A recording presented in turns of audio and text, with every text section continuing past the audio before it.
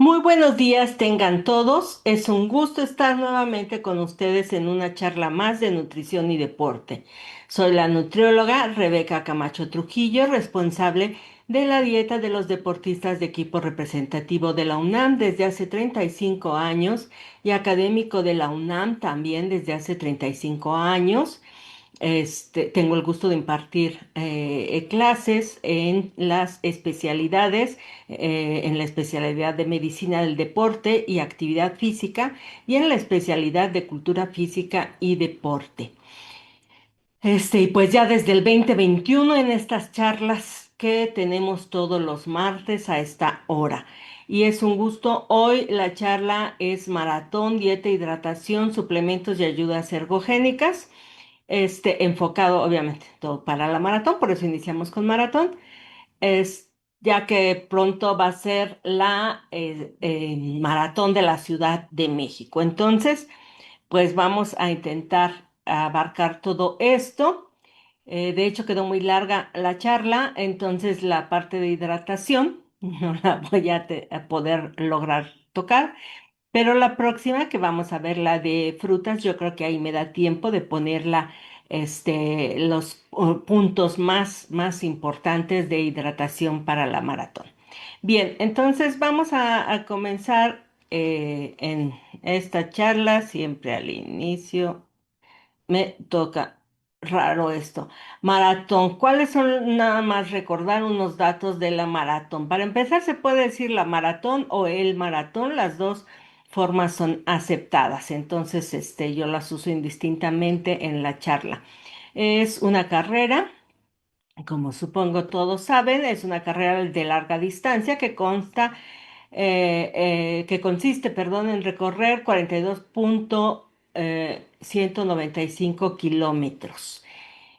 Estos 42.195 metros forman parte de los Juegos Olímpicos desde Atenas en 1896 en la categoría masculina, porque antes pues no se dejaba correr a las mujeres, se creía incluso que no podían, no lograrían completar una maratón, pero ya desde Los Ángeles en 1984, que pues es apenas hace casi 50 años, hace 50 años, pues ya empiezan a correr las mujeres en la maratón.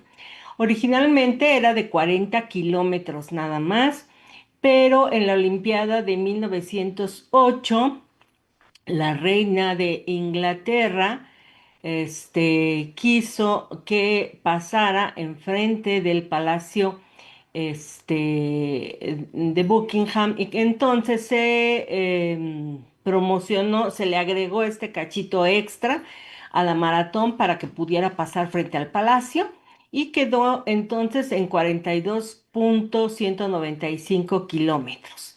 Esa es la razón de ese numerito tan raro, porque antes les digo que era 40 kilómetros.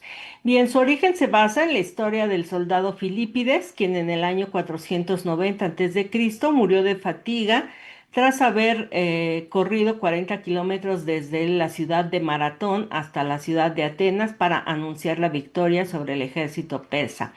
Esa es una de las leyendas populares. Sin embargo, se dice que Filipides, perdón, recorrió el camino desde Atenas hasta Esparta para solicitar refuerzos y el trayecto fue de 213 kilómetros, o sea, varias maratones.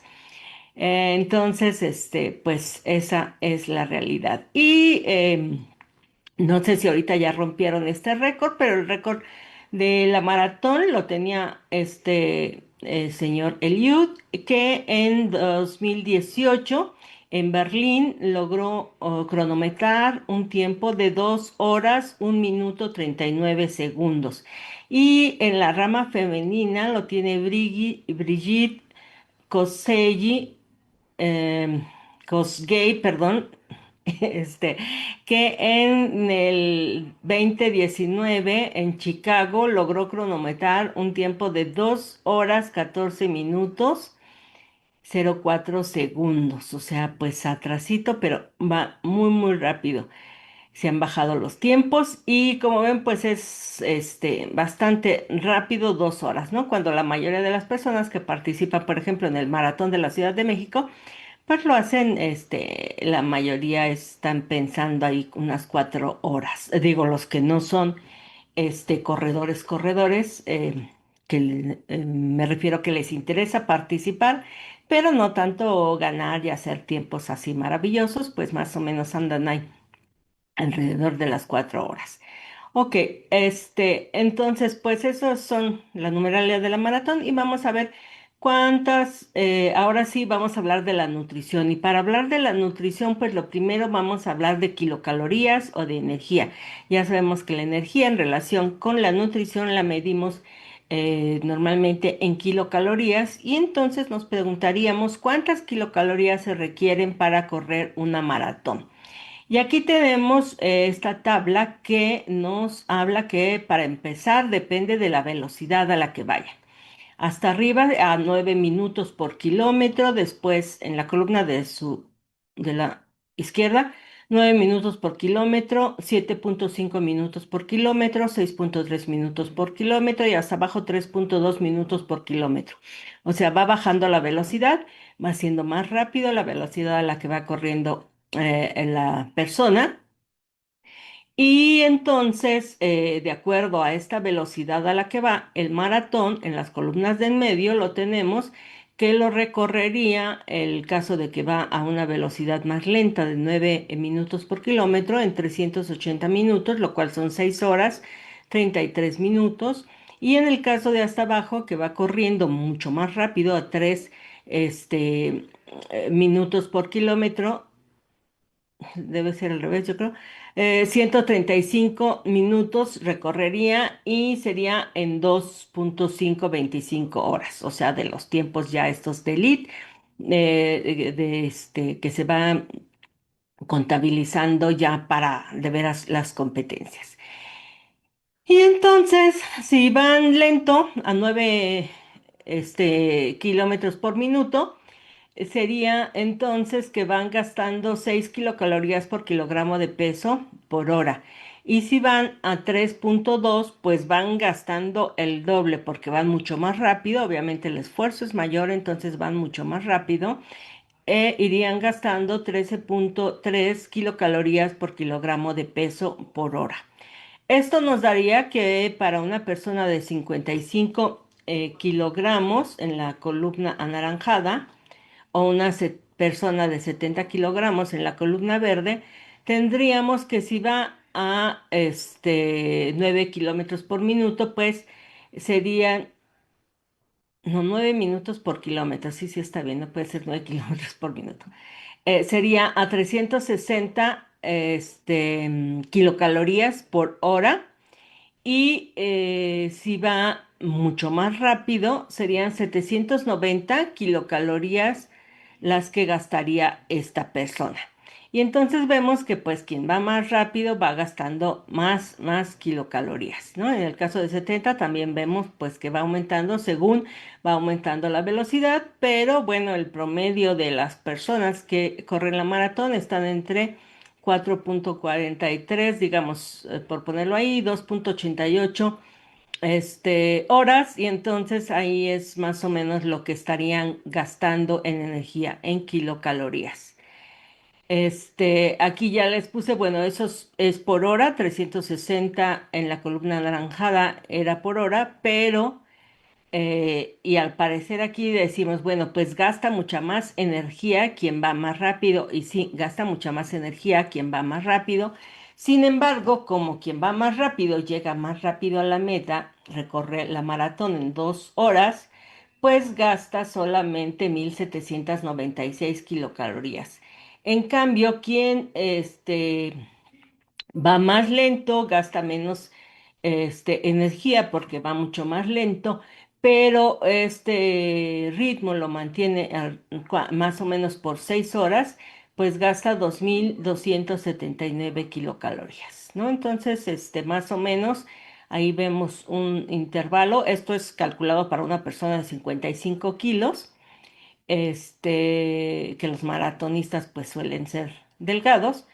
de 55 kilos y entonces está alrededor más o menos de 2000 kilocalorías, si sacáramos un promedio, 2000 kilocalorías.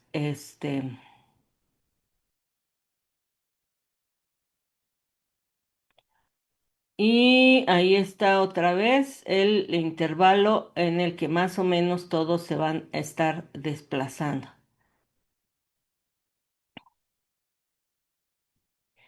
Y aquí les puse ya las kilocalorías por hora para diferentes pesos, nada más por si quienes nos están viendo, pues dicen, bueno, yo peso 45, 50, 55, 60, 65, 70, 75, 80 kilos.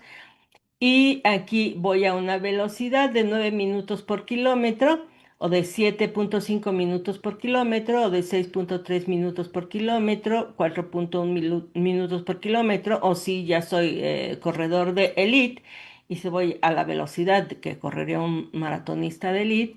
Y entonces aquí ya aparece el cálculo por hora. ¿Cuántas horas, cuántas kilocalorías? Todas estas son kilocalorías. ¿Cuántas kilocalorías gastarían por una hora de ir recorriendo? Y obviamente, dependiendo de las horas, si lo hacen en 6 horas, perdón, no, esto es multiplicarlo por el peso. Y ya dependiendo de las horas en las que hagan el maratón, pues se multiplicaría este valor por las horas, ¿no? Ahí fácilmente pueden pues hacer sus cálculos, ya está esto en la tabla calculada. Bien, ahora, ¿qué hacemos con esa energía? Decíamos que hablábamos alrededor de 2000 kilocalorías, solo de la maratón, o sea, ese día obviamente que la persona gasta más energía porque vivió todo el resto del día, aunque no corrió, o sea, no todo el tiempo estuvo corriendo, las 2000 kilocalorías más o menos son exclusivamente por la maratón. Pero, digamos, el resto del día, pues mínimo se gastó unas 1600, 1800 kilocalorías más por existir y entonces sería ahí más energía. Ahora, toda esta energía ya sabemos que la vamos a distribuir para darla en una dieta en los nutrimentos energéticos. ¿Y cuáles son los nutrimentos energéticos? Los que sí nos aportan kilocalorías o energía son los hidratos de carbono que nos aportan 4 kilocalorías por gramo, que siempre los abrevio aquí como HC. Las proteínas que nos aportan 4 kilocalorías por gramo también. Y los lípidos o grasas que nos van a aportar 9 kilocalorías por gramo.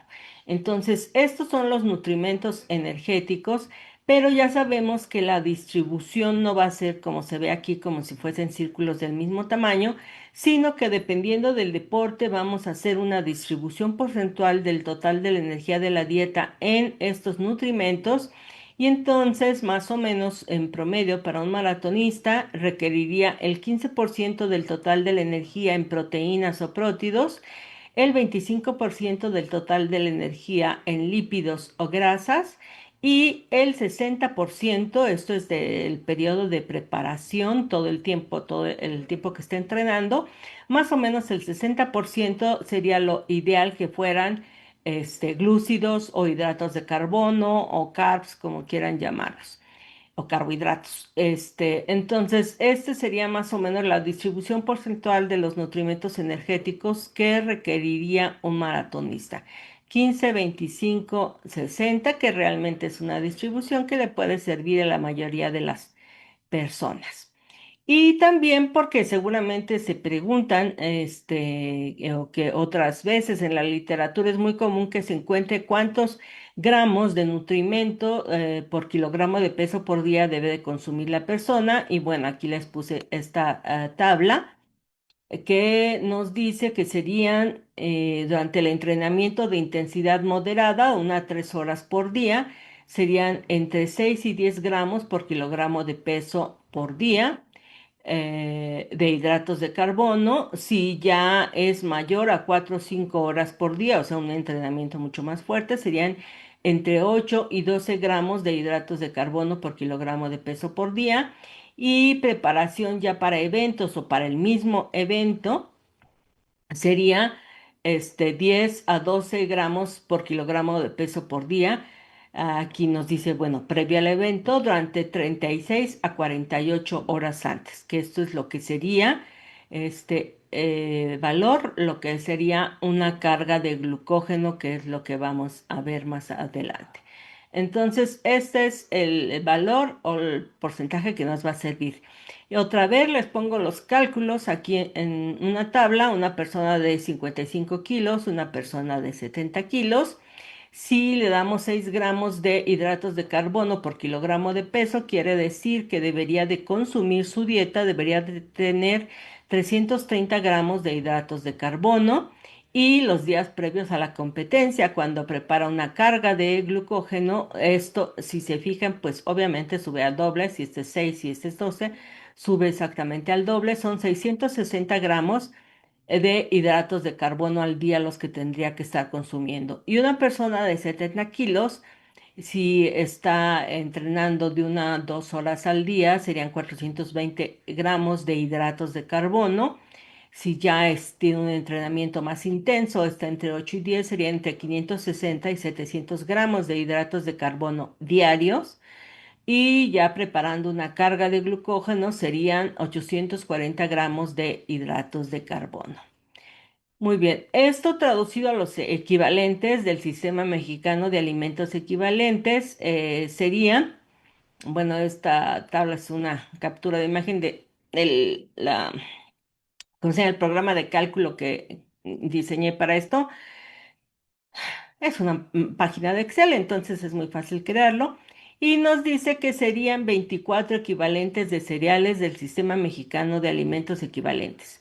Y en el caso de la fruta serían 10 gramos de, perdón, 10 equivalentes de fruta del Sistema Mexicano de Alimentos Equivalentes. Pero esto, sobre todo para quienes no están familiarizados con los equivalentes, pues, ¿qué quiere decir? Todos los deportistas cuando vienen aquí a consulta, pues se les dan sus dietas en equivalentes. Esto es lo que les doy: 3 de leche, 5 de alimentos de origen animal, 1 de leguminosas, 24 de cereal, 2 de verdura, 10 de fruta, 9 de azúcar, 6 de grasa. Así más o menos es lo que les doy dependiendo de cada deportista, y se les dan listas como estas donde nos dice que amaranto, 1/3 de taza de amaranto, o sea, 20 gramos, es un equivalente del grupo de cereales. O quinoa, 2 cucharadas soperas de quinoa es un equivalente del grupo de cereales. También viene pues más elote, 1/3 de taza, tortilla de maíz, una pieza, etcétera. Entonces, traducidos ya estos 24 equivalentes de cereales y tubérculos, les puse un ejemplo de menú y vamos a empezar con el desayuno. El desayuno serían 3 equivalentes de cereales y tubérculos, que es una taza de avena o de cereal rico en fibra, sin azúcar. Eso sería un equivalente, pero pues es mejor si es avena y no un cereal procesado. Una taza de avena, ya sea preparada con leche, en un licuado, con yogur, como sea. Esos serían 3 equivalentes de cereales y tubérculos. Tenemos que llegar a 24, que es la meta, de acuerdo al cálculo. Y para la colación matutina ponemos otros 4 equivalentes. Y estos 4 equivalentes de cereales y tubérculos serían en 2 sándwiches, uno que sea de miel para que le dé más energía, tal vez si va a competir, perdón, a entrenar, se come su sándwich de miel. Y otro de requesón que se podría comer sin problema terminando el entrenamiento, y ya le aporta proteínas e hidratos de carbono. Entonces, regresando a los hidratos de carbono, para llegar a estos 24 equivalentes, pues aquí ya tenemos 4 más, que son 2 sándwiches, uno de miel y uno de requesón. Para la hora de la comida necesitamos plato y medio de arroz, o sea, un poquito más de un plato y medio de arroz o un plato muy bien servido. 7 tortillas de maíz, que ya sabemos que son integrales, las tortillas de maíz son integrales.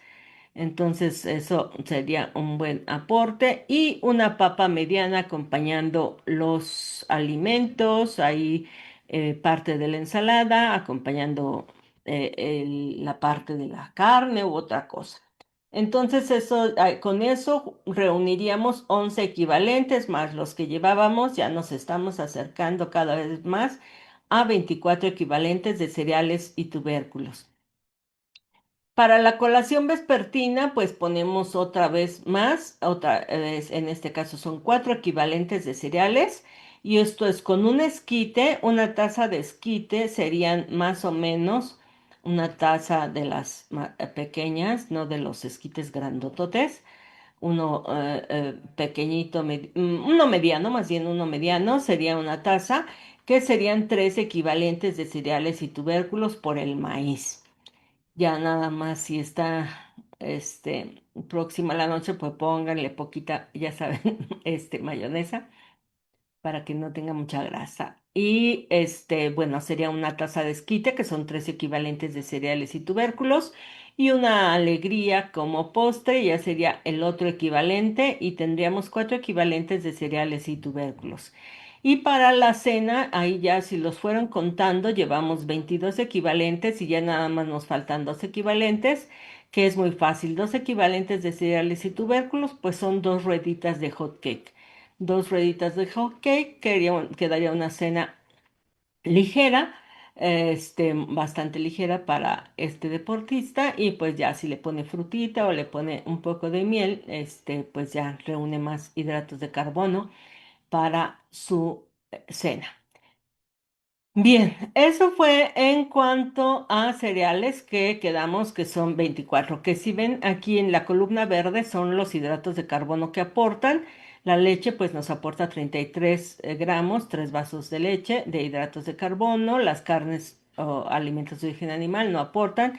Las leguminosas, media taza, aporta 19, los cereales 360, verduras 8, y frutas nos aportan 100, 9 de azúcar 45. Entonces, el siguiente que necesitamos ver que nos aporta bastante son las frutas, y pues vamos a ver qué serían 10 equivalentes de frutas. Otra vez recurrimos a nuestra tabla de equivalentes, que nos dice: fresas, una taza es un equivalente; durazno, una pieza es un equivalente; ciruela pasa, 2 piezas es un equivalente. Y se los pongo nuevamente en menú de desayuno, colación matutina, comida, colación vespertina y cena. Y serían 2 equivalentes en el desayuno, 2 equivalentes para la colación matutina, 2 equivalentes para la comida, 2 equivalentes para la colación vespertina y 2 equivalentes para la cena. ¿Y esto qué quiere decir? Bueno, que en la mañana sería un vaso de jugo de naranja con nopal. El nopal entra en las verduras, pero pues es más que nada para darle sabor y no hay problema ahí. En la colación matutina, una manzana, serían 2 equivalentes.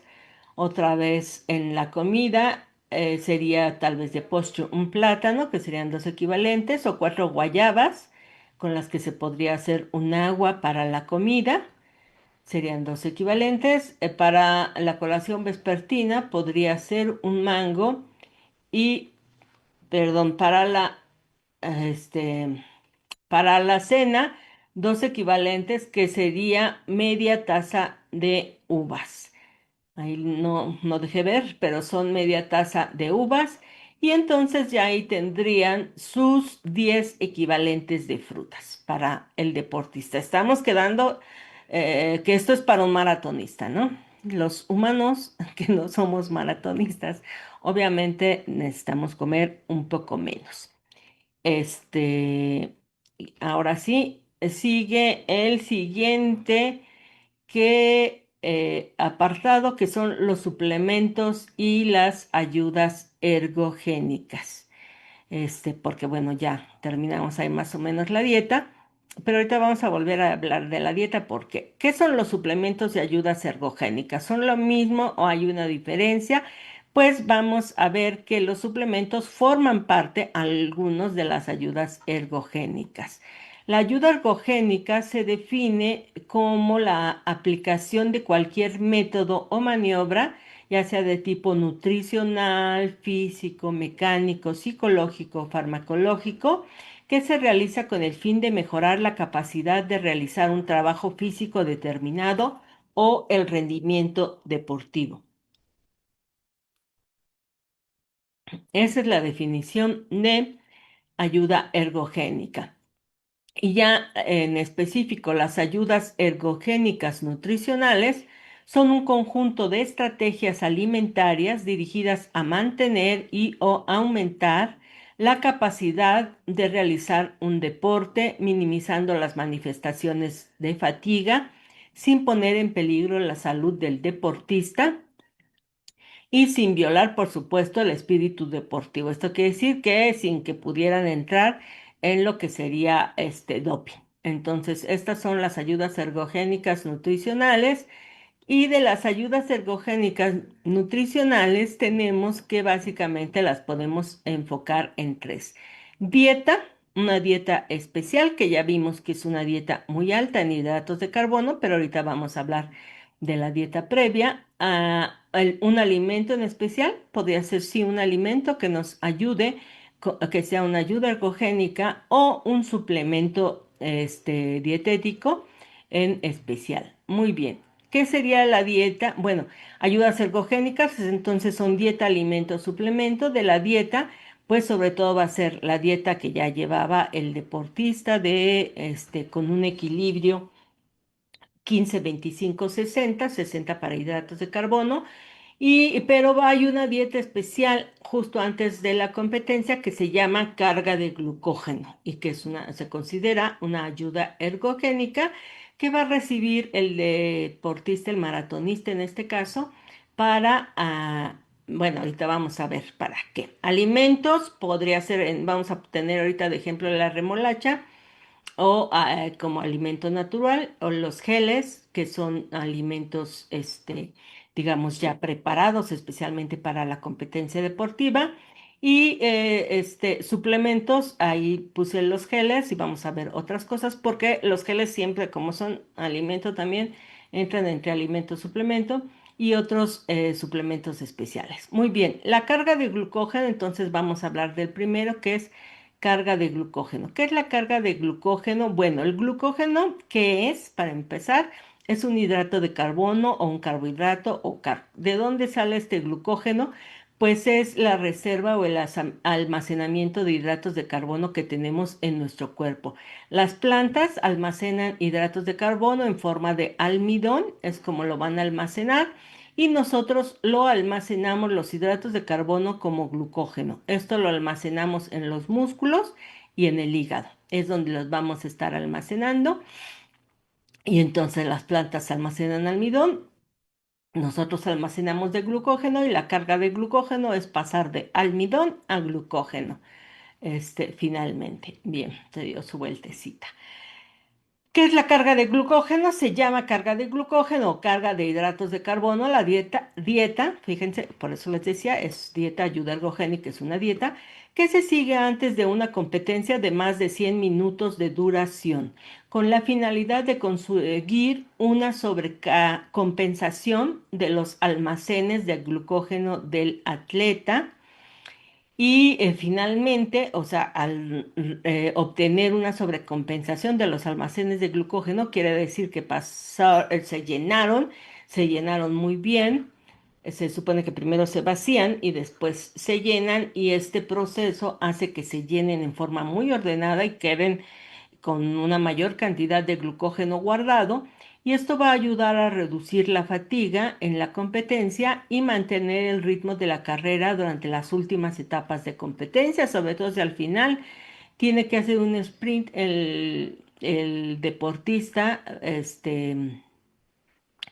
para cambiar de posición, o sea, obtener un mejor lugar en la competencia, pues esto lo va a tener que hacer con sus reservas de glucógeno. Y por eso es que se va a hacer esta carga de glucógeno. Entonces, la carga de glucógeno es una dieta que se hace días antes de la competencia.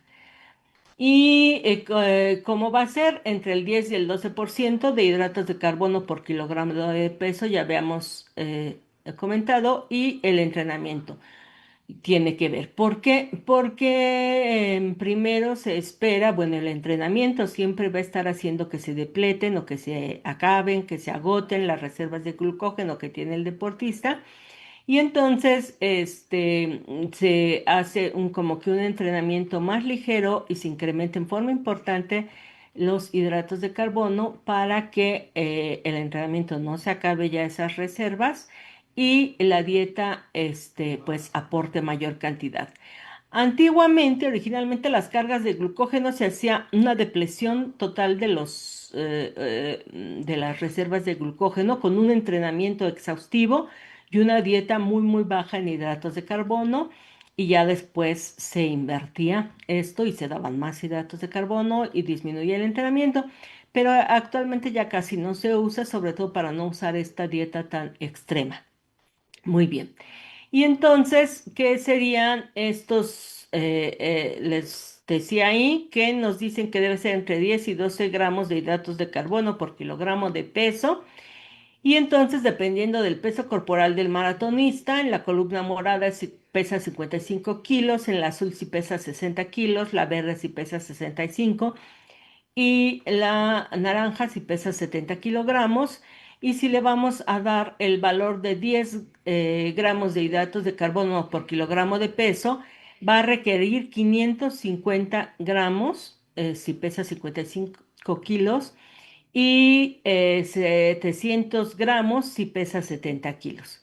Si le queremos dar una dieta con 12 gramos de hidratos de carbono para llegar a una sobrecompensación más grande, eso es lo que se esperaría, serían darle 660 gramos de hidratos de carbono a una persona de 55 kilos y, por ejemplo, 780 a una persona de 65 kilogramos. Que esto otra vez, vamos a traducirlo a alimentos, sería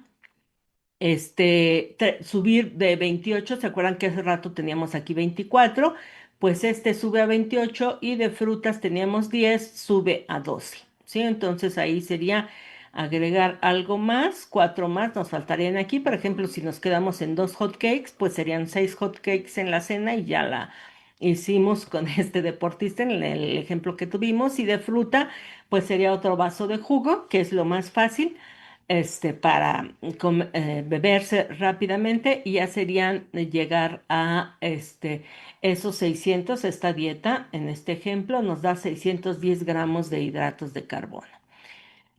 Muy bien, y entonces ahí sí vamos a recurrir a alimentos. Cuando hablamos de índice glicémico, decíamos que en estos casos se puede recurrir a alimentos con un alto índice glicémico, como serían los jugos, que nos permiten aportar gran cantidad de hidratos de carbono de una forma sencilla. Y también reducir a lo mejor todo lo que serían el pan integral y otras cosas integrales que muchas veces, no las tortillas, esas las podemos dejar, pero que muchas veces, no come la persona, porque prefiere comerlo integral, pero podría comer pan blanco, la papa hervida para el espagueti también. Bueno, al dente, se va a absorber también muy bien para incrementar o facilitar que se absorba más y crear esta sobrecompensación de glucógeno. Muy bien. Ahora, dentro de los jugos pasamos a otra ayuda ergogénica que es el jugo de betabel o el jugo de remolacha, como quieran llamarle. Aquí está. Y entonces no nada más tendría que ser el jugo como agregarlo a la dieta, sino como ayuda ergogénica el jugo de betabel. Hay una charla específica de eso, pero aquí vamos a recorrer los puntos más importantes. Hay algo que se llaman nitratos, que son precursores del óxido nítrico. Estamos hablando de los nitratos que vienen en forma natural en los alimentos, porque hay otros nitratos que no son buenos para la salud. Pero estos son los que vienen en forma natural en los alimentos. Ahorita vamos a ver en qué verduras y que el cuerpo los va a transformar en óxido nítrico. ¿Y por qué es importante esto? Porque el óxido nítrico es un gas producido naturalmente en nuestro cuerpo y que va a favorecer la dilatación de los vasos sanguíneos y por lo tanto que fluya más la sangre hacia todas las partes de nuestro cuerpo. Entonces, eso es lo que hace y para eso producimos, porque lo producimos nosotros también, el óxido nítrico, y sabemos pues que hay muchos suplementos de esto. Bueno, ¿qué hace el óxido nítrico? Pues ayuda a bajar la presión arterial, incrementa el flujo sanguíneo, ambas cosas con la vasodilatación. Mejora la respiración mitocondrial, que ya sabemos que eso quiere decir la obtención de energía en las mitocondrias, sobre todo a partir de lípidos. Ayuda a incrementar, quedaron desfasadas las letras, en la contracción muscular y también los glóbulos blancos producen óxido nítrico como parte de su función inmunológica porque es una sustancia altamente reactiva y lo que quieren lo producen para atacar a microorganismos. Entonces, todas estas son las funciones del óxido nítrico que producimos o que comemos con los alimentos.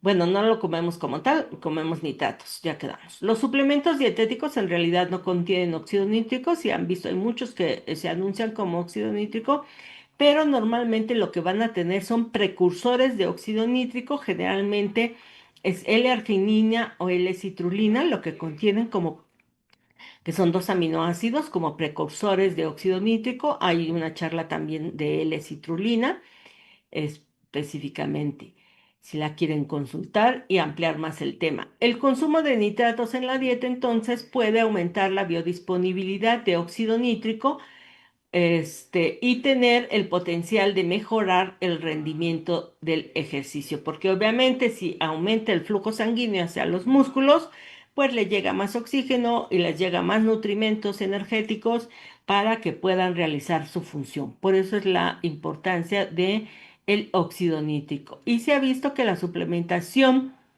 de jugo de remolacha, que se vende hasta en shots o lo que llamamos shots de jugo como suplemento, y reduce el costo de oxígeno en el ejercicio. Esto nos va a dar pues más energía, digamos con menos esfuerzo, por decirlo de una forma, intentar decirlo de una forma simple, mejora la eficiencia del músculo y aumenta el rendimiento en el ejercicio.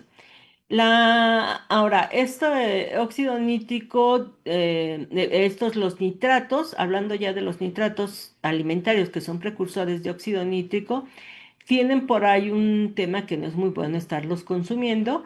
Y entonces la Autoridad Europea de Seguridad Alimentaria en 2017 dijo que la ingesta diaria admisible de nitratos era 3,7 miligramos de nitratos por kilogramo de peso, que esto en una persona de 64 kilos serían 235 miligramos de nitrato por día. Y bueno, esta tabla sí es de los alimentos que nos aportan una gran cantidad de nitratos, que es contenido muy alto, más de 2.500 miligramos por kilogramo del alimento de nitratos, que serían las acelgas, el apio, los berros, la lechuga, perifollo, espinacas, rúcula y la remolacha entra ahí. Esto es por kilogramo del alimento. Y pues ahí va, sigue la tabla, alto contenido, con contenido medio, contenido bajo y muy bajo. Esta es de la página, esta tabla es de esta página de Botanical Online. Entonces ahí pueden consultarla también y ver más especificaciones de los nitratos. Bien, entonces ahí sí vemos que las zanahorias también tienen pues un vampiro, lo que llamamos un jugo vampiro, pues es excelente para los nitratos. El uso de jugo de remolacha para la maratón se usa de dos maneras. Uno puede ser una dosis única, que es equivalente a 350 o 500 miligramos de nitrato dietario 2 a 3 horas antes del comienzo del ejercicio.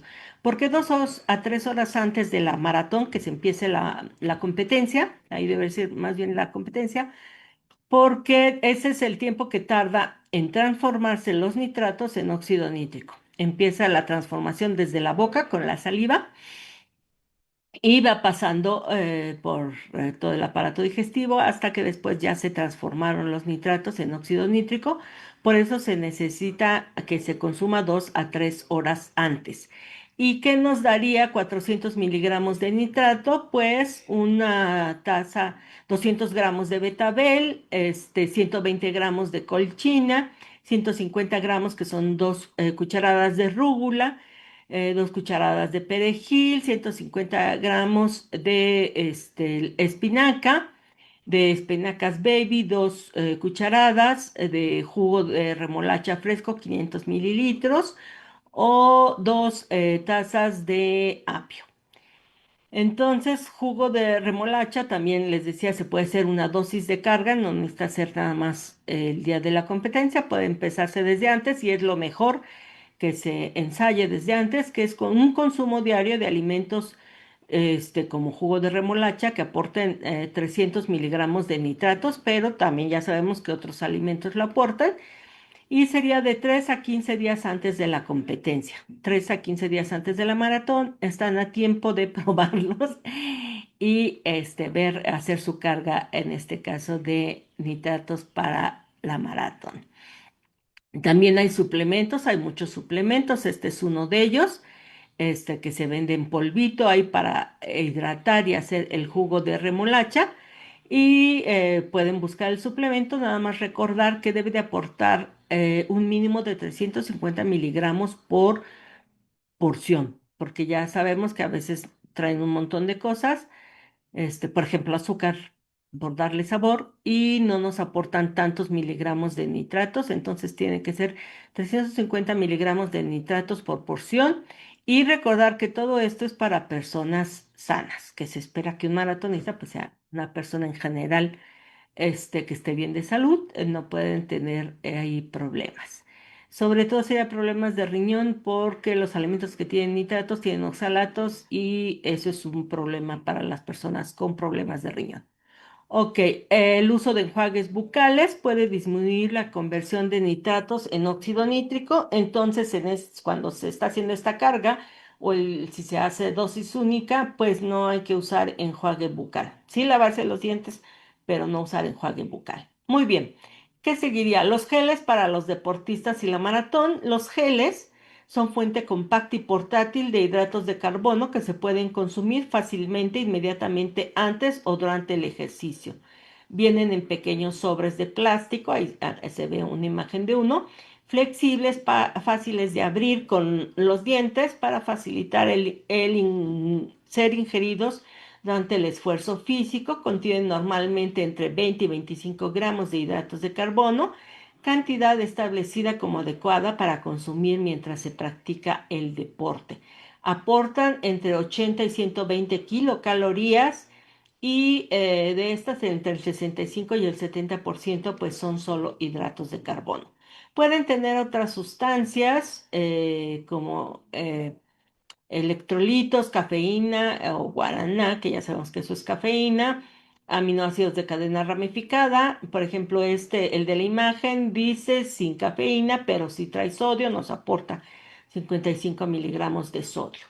Y la mayoría, como vienen, digamos, concentrados, deben de consumirse junto con agua, más o menos 200 mililitros de agua por sobre de gel, porque si no se consumen junto con el agua, no se van a poder absorber rápidamente en el intestino por estar demasiada concentrada la cantidad de hidratos de carbono.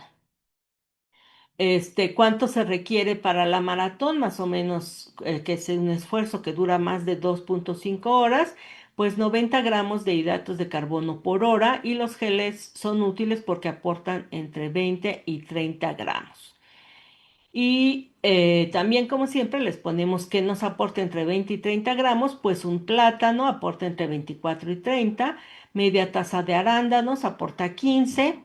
Entonces ahí se puede completar, 20 pasitas, 30, perdón, 30 gramos, un mango petacón, 26 gramos, si no es petacón no sirve. Y este mango lo podemos hacer pulpa, podemos hacer un puré, ponerlo en una bolsita e irlo haciendo nuestro propio gel, irlo comiendo el mango, ya la pura pulpa del mango. Entonces es otra forma de usarlo. Les había dicho los sobrecitos, por ejemplo, de jarabe de agave, también sirven muy bien. De hecho, tengo un triatleta que los ha estado usando y funcionan muy bien como geles de glucosa, siempre junto con agua. Recuerden, todo esto va junto con agua. Y llegamos a la cafeína, ayuda ergogénica bastante conocida en estas charlas, que ya sabemos que la cafeína es una sustancia que se encuentra naturalmente en las hojas de frutos de una gran variedad de plantas, como la hierba mate que tenemos aquí, el guaraná, que es esto que parece un ojo que nos vigila, el cacao, el té, ya sabemos la planta del té y el café. Encontramos en forma también, digamos, en alimentos, o podríamos llamarlos, o productos no naturales, como las bebidas de cola, las bebidas energéticas contienen cafeína, los suplementos deportivos, algunos traen cafeína, de hecho estos geles algunos traen, aquí vemos este suplemento que es con cafeína, esta es una pastilla efervescente, los fat burners o quemadores de grasa también traen cafeína. Y la cafeína puede mejorar el rendimiento deportivo en la mayoría de las personas. En la mayoría de las personas. Algunas personas no responden. Hay quienes toman café, lo hemos visto. Hay quien se toma un café y se va y se duerme y no le pasa nada. Y hay quien con que se tomó un café ya no durmió toda la noche, ¿no? Entonces, varía mucho la respuesta a la cafeína de cada persona.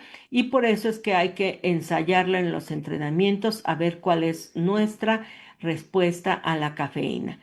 La cafeína aumenta la movilización de grasas del tejido adiposo y en la célula muscular. Esto favorece que se utilicen las grasas entonces, ahí por eso pongo la mitocondria, porque ya sabemos que las grasas se queman en la mitocondria y es cuando usamos grasas, pues no usamos el glucógeno. Entonces, cuando se toma, sobre todo al inicio, pues ayuda a proteger el glucógeno. Pero se ha visto que los principales beneficios de la cafeína sobre la capacidad del ejercicio y el rendimiento se relacionan más con sus efectos sobre el sistema nervioso central, ya que incrementa el estado de alerta, que es muy bueno en el deportista, reduce la percepción de la fatiga, que es excelente en una maratón, y reduce el dolor, lo cual también es muy bueno en las últimas etapas de la maratón. ¿Qué tiene cafeína? Bueno, 100 miligramos de cafeína, una taza de café del de cafetera. El café expreso, que es una tacita de 30 gramos, tiene 60 miligramos de cafeína. Café instantáneo, sea la marca que sea, hay unas marcas que tienen más que otras, bueno, 60 miligramos. El té negro 50 y el té verde también 50 miligramos por taza.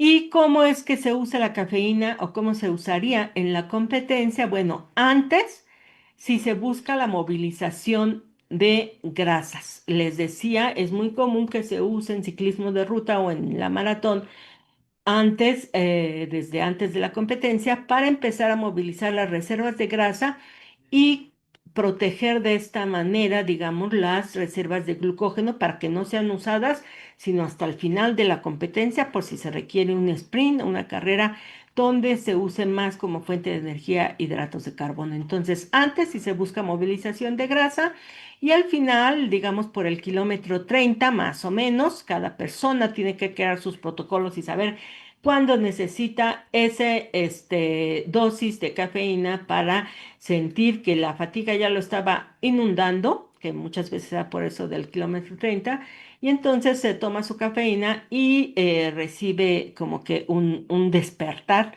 pero esto pues ya sabemos que está actuando sobre todo en el cerebro, por la cafeína. Esto son protocolos que tiene que desarrollar en forma personalizada cada deportista y hacerlo en forma individual. El café ya sabemos que se cuenta también como agua, entonces se puede tomar la cafeína, el café soluble, incluso podrían ponérselo a su bebida rehidratante.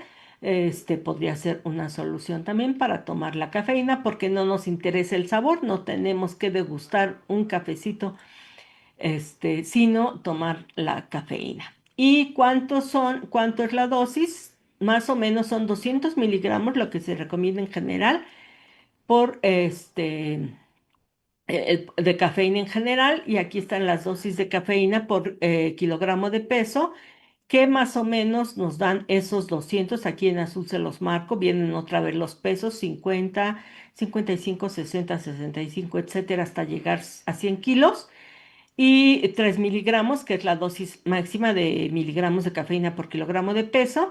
vemos que nos da alrededor de estos 200 miligramos, que es la dosis recomendada en general, si no queremos calcular por kilogramo de peso, para personas entre 60 y 70 kilos, que bueno, ahí caerían gran parte de los maratonistas. Entonces, pues esta sería 200, pensarlo 200 miligramos como dosis que si vimos son 2 tazas de café de cafetera o 3 tazas más o menos, 18 3 tazas y media de café soluble.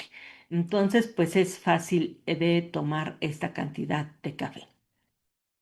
Y dado que la respuesta al consumo de cafeína es variable, se debe de experimentar en los entrenamientos o en competencias de fogueo o de toma de tiempos nada más. Y como ayuda ergogénica son útiles tanto las fuentes naturales como las artificiales de cafeína. O sea, por eso muchas veces se ha visto maratonistas tomando, por ejemplo, refrescos de cola. Aunque yo no les recomiendo los refrescos de cola por las burbujas. Las burbujas irritan mucho estómago y el intestino y si van corriendo, pues puede ser ahí molesto. Si están totalmente acostumbrados a tomar refrescos de cola, perfecto, sí podrán tomarlos, pero si no, si generalmente no toman burbujas, pues mejor otra cosa, pero sí serviría, por ejemplo, cualquier otra bebida, como esta pastilla que les decía, esa pastilla efervescente, o los geles que ya traen incorporada la cafeína, no importa si es cafeína natural, del té verde más, cuidado y cultivado así por el Dalai Lama, sino o puede ser del café soluble, de la marca que sea. Muy bien. Entonces llegamos al final corriendo de esta, como si fuera una maratón de esta charla. Ya quedamos que la parte de hidratación, pues no cupo.